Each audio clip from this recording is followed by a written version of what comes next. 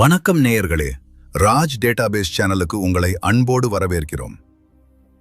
சொந்த வீடு, இது நம்மள பல பேருக்கு ஒரு வாழ்நாள் கனவு.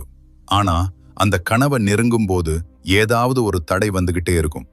பேங்க்ல லோன் ரிஜெக்ட் ஆகும், இல்லனா வீடு கட்டணும்னு சிறுக சிறுக சேர்த்து வச்ச காசு திடீர்னு வேற ஏதாவது மெடிக்கல் எமர்ஜென்சிக்கு செலவாயிடும். நமக்குன்னு ஒரு சொந்த வீடு அமையாதா அப்படின்ற ஏக்கம் நிறைய பேருக்கு இருக்கும். இந்த தடைகளை ஜோதிட ரீதியா எப்படி உடைப்பது, இதுக்கான முழுமையான தீர்வுகளை பத்தி தான் இந்த வீடியோல நம்ம பார்க்க போறோம். வீடு கட்டணும்னு முடிவு பண்ணதும் முதல்ல நம்ம கவனிக்க வேண்டியது மனையடி சாஸ்திரம். முன்னாடி எல்லாம் ஒரு வீடு எத்தனை வருஷம் நிலைச்சு நிற்கும், அதுல தீ விபத்து வருமானு குழி கணக்கு பார்த்து கட்டினாங்க. ஆனா இப்போ எல்லாமே பிளாட் சிஸ்டமா மாறிடுச்சு. இப்போ இருக்கிற காலகட்டத்துல நீங்க வீடு வாங்கணும்னு முடிவு பண்ணிட்டா முதல்ல உங்க ஜாதகத்துல வீடு வாங்கும் யோகம் எந்த வருஷம் வருதுன்னு தெரிஞ்சுக்கங்க. உதாரணத்துக்கு இன்னும் 4 வருஷம் கழிச்சு உங்களுக்கு அந்த யோகம் வருதுன்னா இன்னையிலிருந்தே அதுக்கான சேமிப்பா ஆரம்பிக்கணும். தினமும் ஒரு 1000 ரூபாயாவது வீட்டுக்காகன்னு எடுத்து வைக்க பழகுங்க. ஒரு குறிப்பிட்ட தொகை சேர்ந்ததும் உங்க தேடலை ஆரம்பிங்க. நீங்க ஒரு இடத்த வாங்க முடிவு பண்ணிட்டீங்கன்னா அந்த இடத்துக்குன்னு கண்டிப்பா ஒரு எல்லை தெய்வம் இருக்கும். அந்த தெய்வத்தை கண்டுபிடிச்சு நான் இங்க இடம் வாங்க போறேன், எனக்கு அனுமதி கொடுங்க அப்படின்னு மனசார வேண்டிக்குங்க. ரெஜிஸ்ட்ரேஷன் பண்ற நேரத்துல நீங்க வாங்க போற அந்த இடத்துல இருந்து ஒரு கைப்பிடி மண்ணை எடுத்துக்கோங்க. அதை ஒரு மஞ்சள் துணியில கட்டி உங்க எல்லை தெய்வத்தோட கோவில்லையோ அல்லது அங்க இருக்கிற மரத்திலேயோ கட்டிட்டு வந்துடுங்க. ஒரு செக்யூரிட்டி கார்டு பர்மிஷன் கொடுத்தா எப்படி நீங்க உள்ள போவீங்களோ அதே போல அந்த எல்லை தெய்வம் உங்களுக்கு பர்மிஷன் கொடுத்துட்டா வீடு கட்டுறதுல எந்த தடையுமே வராது. அடுத்ததா வீட்டுல செய்யக்கூடிய ஒரு எளிமையான பரிகாரம்.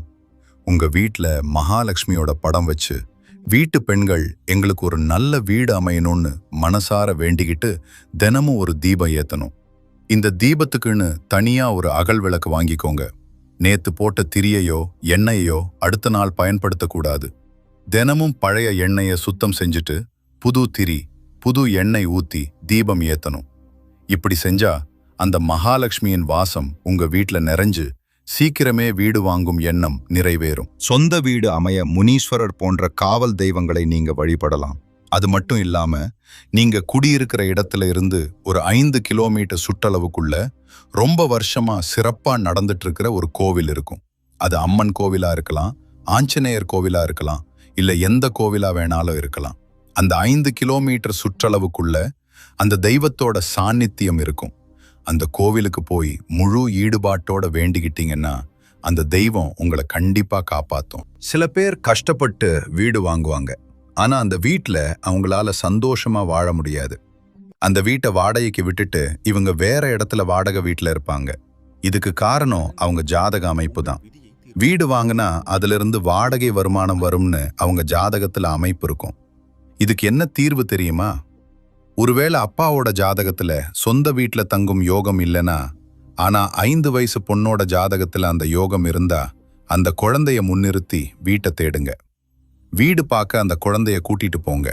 குழந்தைக்காக ஸ்கூல் மாத்துறோன்னு சொல்லி வீடு வாங்கினா அந்த வீடு கண்டிப்பா நிலைக்கும். அதனால ஒரு நல்ல ஜோதிடரை பார்த்து குடும்பத்துல இருக்கிற கணவன், மனைவி, குழந்தைகள்னு எல்லாரோட ஜாதகத்தையும் செக் பண்ணுங்க. யாருக்கு அந்த யோகம் இருக்கோ அவங்க பேர்ல சொத்து வாங்குற முடிவை எடுங்க.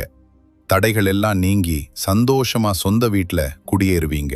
என்ன நேயர்களே, சொந்த வீடு அமைவதற்கான இந்த ஆன்மீக மற்றும் ஜோதிட ரகசியங்கள் உங்களுக்கு ரொம்பவே பயனுள்ளதா இருந்திருக்கும்னு நம்புறோம். இதை நம்பிக்கையோடு செஞ்சு பாருங்க. இது போல மேலும் பல பயனுள்ள தகவல்களுக்கு நம்ம ராஜ் டேட்டாபேஸ் சேனலை மறக்காம சப்ஸ்கிரைப் பண்ணுங்க. இந்த வீடியோவை உங்க நண்பர்கள் மற்றும் உறவினர்களுக்கும் ஷேர் பண்ணுங்க. நன்றி, வணக்கம்.